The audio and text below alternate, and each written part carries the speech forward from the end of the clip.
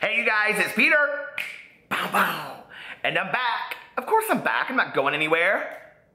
I'm YouTube famous now. Available on iTunes in 2025. Before we get into this video, which is a reaction to Keemstar's interview with my favorite pop culture influencer, Jake Paul, I want to thank everybody that came into my YouNow stream last night. We had a big pajama party, and I went on for like 4 hours. I ended up getting 1.2 million likes, which is like phenomenal for me because nobody knows who I am, right? So anyway, and I was like the #1 top broadcaster for a while until Vegan Cheetah swooped in and took the title away from me. But it was very cool for a while. And I had a blast. Thank you all that were there last night with me. It meant the world to me. So anyway, before we get into that, or before we get into this main video, I wanted to explain this main video. People always ask me how to beatbox. Should I do a video on how to beatbox? Anyway. If you don't know what you don't know is a lot. I used to be a beatboxer. Okay, so before we get into this video, I kind of want to give a little bit of a background story of what happened. So, you know, okay, so Keemstar, who I adore and I love, and he's one of the reasons why I proudly call myself a drama channel, even though I'm nothing like him because I do reactions and responses to videos instead of like showing receipts, telling the news stories. I don't do all that. So anyway, he has reported a lot on, let's say, what's the goings-ons of the Paul brothers, Logan Paul and Jake Paul. And, you know, Jake Paul leaving Disney, which he didn't ask about in the interview, I thought was interesting. And the issue with the neighbors and all of this kind of stuff. So, I don't know, maybe in the interview he wasn't allowed to respond to that. So, but what had happened was, I think it was 2 days ago, Keemstar, like, retweeted Jake Paul following him on Twitter.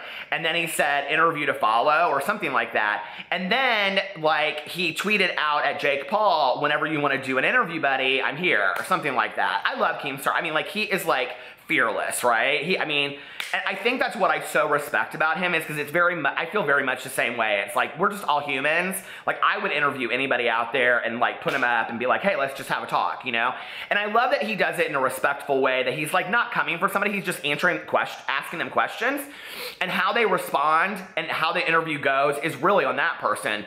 Which is why when he did the interview with Christian Burns, who I thought this interview was going to go like Christian Burns, who's really like the asshole of the earth right now. Christian Burns, if you don't know, what you don't know is a lot. It's the guy that got kicked out of VidCon. And so everybody, including myself, made videos about him because he called everybody peasant. He called this guy peasant, and look at what you're wearing, and I make so much money, I'm so good looking, and all this kind of stuff, right? Peasants, if you don't know, is a word that they used on Tumblr in like 2002. Come on, Christian. Christian commented on my video, which was called Christian Burns, The Price of Fame. He commented on there and he put, who'd care, ... Or he goes, nobody cares, ... And I responded, you're right, ... So anyway, I kind of thought this interview would go very similar to the same one that Keemstar did with Christian Burns, which is where Christian basically just showed his ass, right? And his age and that, you know. But I know a lot of young people. Last night in my live stream, there was this young lady named Marley. Marley, thank you for coming on last night. You know, she's 17 years old. She's valedictorian of her class. She's absolutely beautiful. She's one of the coolest young ladies I've ever met in my entire life. And, you know, like, we don't have to have these asshole young adults to be leading the masses. There are a lot of really neat young kids out there that are doing some really cool things with their lives. So that being said, I just want to put that out there. Thank you, Marley, for coming in last night and showing us all that and giving me some hope for our future generation. But anyway, so Keemstar did all this kind of stuff, and then he put up there was going to be an interview yesterday, and I was like, oh my god, I can't wait to see this interview. I thought it was going to very much go in the same vein as like Christian Burns, and that Jake Paul was going to show his ass all over the place and whatever. So I'm going to be completely fair and I could drama this up and all this kind of stuff, but I'm not going to do that. I was very impressed with Jake Paul in this interview. I was like, all right. Like, I don't know if he had a PR person that was like coaching him through this. It was on the phone, so you don't know like if there was a team of people sitting there telling him how to say it, but it was very quick, so I don't believe that was it. I do believe he responded naturally. What was most surprising to me is that the public persona that you see of Jake Paul causing all of these antics is not who you heard on the phone in the interview. Like, the person you heard on the phone in the interview, I felt like was a very mature young adult that understood the consequences of his behavior, understood that he was affecting people around him. I was impressed with it. 2 points that I was not impressed with was, one, when Keemstar made a sarcastic joke, and Jake said, "Is that supposed to be sarcasm?" What? First of all, you don't ever talk to an interviewer that way. Never, never, never, never, okay? It makes you look like an idiot. Number two, why would you, like, show your ass? I mean, like, it's like really like he's on pins and needles, just ready to be set. Don't set me off, right? And the other moment was when Keemstar coughed, okay? And Jake Paul had this huge issue with him coughing, and it's like all over Twitter today, and Keem starts tweeting out, he's like, you can see it in the video, the cough was genuine, but like I can understand why he would think that, which you would, like, because Keemstar does that kind of shit, which is funny, right? Now, if I was gonna cough in the video, I would have coughed at the part where they were talking about him showing up at this dude's house and videotaping it and basically all this kind of stuff, and then he said, like, you know, if I ordered LeBron James merchandise and LeBron James showed up at my door, baby, you ain't LeBron James, okay? Like, let's just call a spade a spade. But I was real impressed with the interview. And, you know, at the end of it, he said, Keemstar said to him, like, what would you say to your haters? And he said, what would you say to try to change the opinion of your haters? And he said, I really wouldn't try to change the opinion of my haters. Okay, I respect the shit out of that, right? I respect, and I don't hate this guy, okay? Like, I'm kind of just, like, waiting to see what happened, you know? Like, and he said in there that he puts out content to make people smile, to make people laugh, and that's my gig too. So I understand that. I highly respect that, okay? When you're affecting people negatively and you're doing things and you're being an ass and leading the masses that are your, like he says in there, you know, like something about to the kids, and I'm like, that's right, but you're not a kid. You're 20 years old, you're an adult, okay? There are people your age that are representing our country, okay, in very dangerous environments around the world in the military, and you're here at 20 years old talking to the kids, okay? Grow up, be an adult, be respectful, and show who you are. And if you can be this on a phone interview, if this is who you can be, you can still be funny and not have to be an ass to the world and jump on newscaster stations and terrorize your neighborhood and all this kind of stuff. But I will say this, I was very impressed. He owned his shit.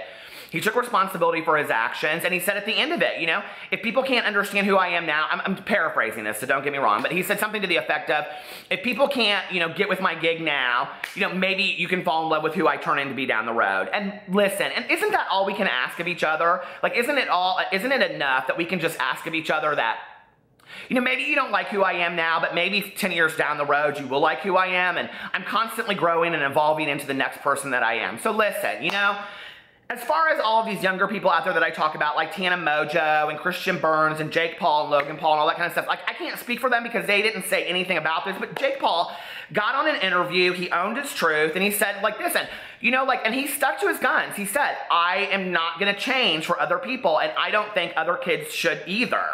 Other kids. Other kids your age are juniors in college, Jake, though. Like, okay. One thing I also wish Keemstar would have asked him was the other day, he put a video out called something to the effect of, like, why Disney and I aren't I'm not a part of Disney anymore, and he put why I'm not a part, A-P-A-R-T, of Disney anymore. I think that, you know, those are important, maybe little things that you need. I'm joking.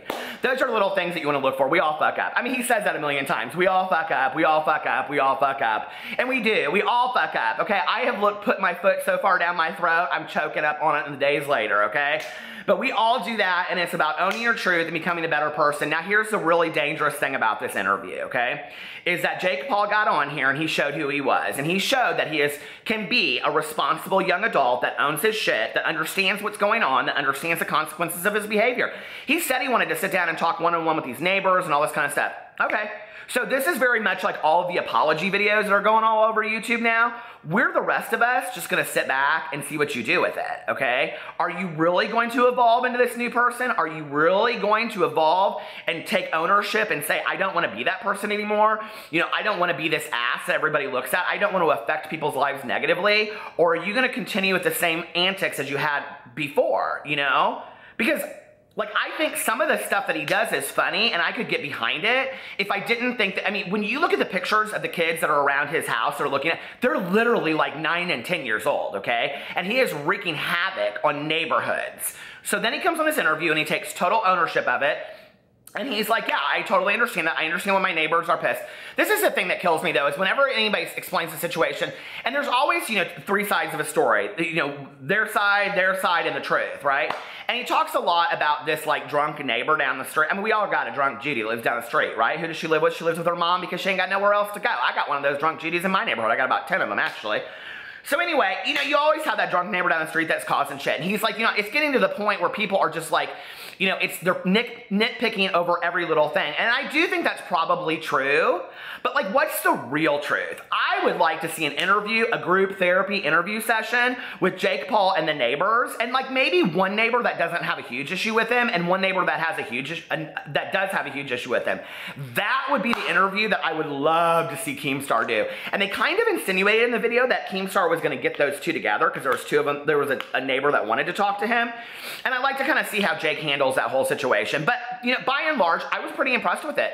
And I thought that he showed that he could be responsible. You know, and if that's who he really is in his day-to-day life, and this, because Keemstar asks him, is your online persona, like, becoming warped with who you are really? Because basically what he was saying is who I'm talking to on the phone right now is not what I see in the videos and in the news, right? So who are you really? And that's what your people really want to know. So who are you, Jake? And what will we see from you from the future? I guess we'll just have to wait and see. Anyway, I loved the interview. I thought it was great. I thought it was very, very well done. Keemstar never lets me down with an interview. I mean, he always is A+ interview. So love you, Keemstar. Love you guys. And I will talk to you later. Bye.